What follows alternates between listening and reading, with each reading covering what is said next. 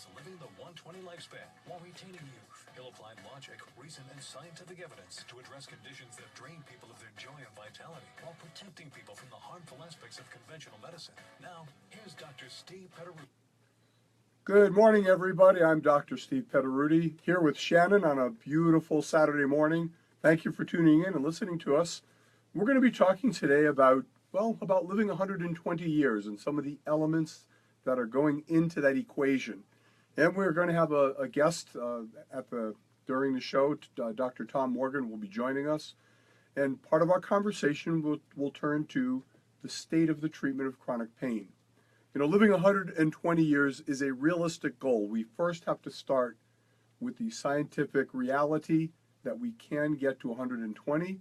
And more importantly, we can take our youthful energy and vitality with us. After all, what's the point of living to be 120 if you're not feeling good? So that ties into the chronic pain topic. So I'm watching the Olympics and enjoying watching these athletes perform at such extreme levels. It makes me think about exercise and about fitness and about longevity. I find it interesting. They did a study looking at marathoners, and they found that if you match marathoners for their lifestyle and their body weight, they don't live as long as folks that are the same as them, however, do not run the marathon. It's kind of interesting. Now, I'm not saying that a couch potato is going to live longer than a marathoner. However, when it comes to exercise, we have to acknowledge that it puts a strain on our body, that it creates a free radical surge. And if you've been listening to the show, you know that certainly free radicals are a component of corrosive and accelerated aging. And folks that do that at an extreme level, they pay a price, especially if they're not replenishing themselves with antioxidants. So I find it interesting. You look at Sports Illustrated does a series at the end of each year about athletes that have left us, kind of a farewell eulogy for the great athletes.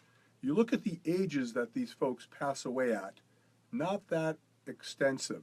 I should say their lifespans are not exceptionally long. In fact, some of the people that live the longest, when you look at longevity, are conductors for an orchestra. Now think about that, a conductor outliving a marathoner. They have a moderate degree of exercise. They're moving that baton around like crazy. They have an intellectual connection. They are socially connected, and these are some of the elements that go into longevity. So when it comes to exercise, the question is, what's the dose? I mean, I do not like to do aerobic exercise. I enjoy weightlifting. That's kind of fun.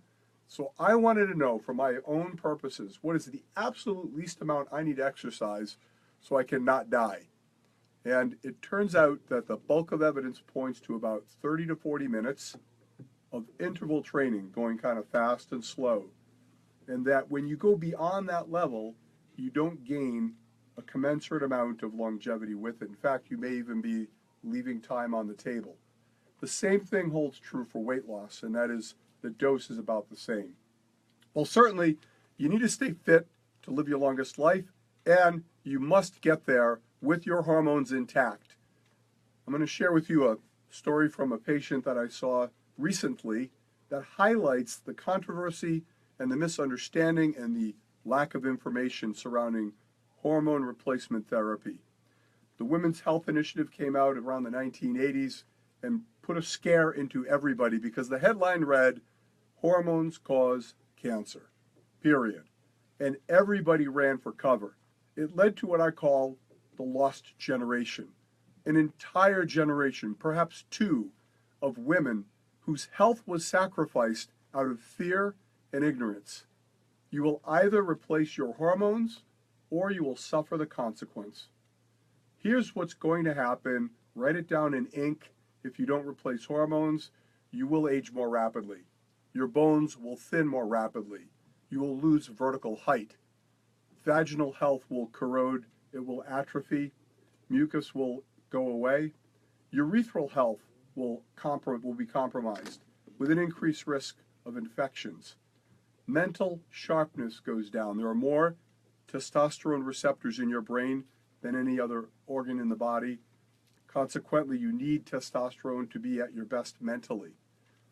In the new era, that's the one that is upon us now, we have the option to change how we age and to live longer. So I saw my patient. She's been with us for a while. She is now in her late 50s, and she's lost 50 pounds. She's on testosterone, bioidentical.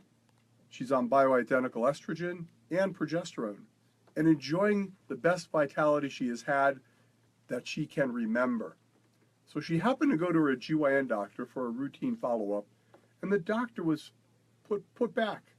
"What are you doing?" She said, "Why are you doing these hormones? Don't you know they're dangerous?" And she said, "Look at me. My hair's gray. My skin's wrinkled. I have this belly fat. That's normal. That's how you're supposed to age." Really? Says who? That's how you're supposed to age unless there's a better way. I'm going to draw an analogy here. Imagine the era when we could not treat cataracts. And then we found out a way to resolve the problem. And yet there were holdouts. People were saying, you're supposed to lose your vision. That's normal aging. No, we have better technology now. We don't have to lose our vision. We don't have to watch our bones shrink. We don't have to watch our energy leave the building. We don't have to surrender to increasing abdominal obesity. In fact, to do that is to willfully accept subordinate health. There was a study that came out in 2008 that put some clarity to this issue. It's published in the journal Breast Cancer Research and Treatment by Dr. Agnes Fournier and colleagues. It's called the Fournier study is how it's referred to. They wanted to know, is there a difference in breast cancer risk between different forms of hormone replacement? And what they found was that there is. That is, if you combine testosterone with progesterone, not Provera, not the artificial junk, but testosterone with progesterone, that it had a neutral effect with regard to breast cancer. We don't quite know what effect testosterone will have. Those studies are still yet to be done, but the early feedback from clinicians seems to indicate that there may be a decreased risk with the use of testosterone. So there is always an element in medicine, what we call risk-benefit analysis. What's the risk of doing something? What's the benefit? When it comes to the hormone replacements, doing them in a bioidentical fashion with a knowledgeable clinician. Do not rely on a doctor who's getting marching orders from a pharmacist or from some other source that they themselves are not initiating. That's indicative of a lack of fundamental knowledge necessary to navigate through the pathway. Replace your hormones in a balanced bioidentical way is an element of longevity. It's not the whole thing. You have to keep your brain young. You have to keep your arteries young, your immune system strong. These are things that we're going to be covering over the course of our journey together, but at the foundation of it is your quality of life, and those hormones are a component of it. We're going to take a short break, and when we come back, we have Dr. Morgan with us, and we're going to pivot our conversation to enhancing the quality of the moment and avoiding pain. This is Dr. Petteruti, Intellectual Medicine. Talk to you in a moment.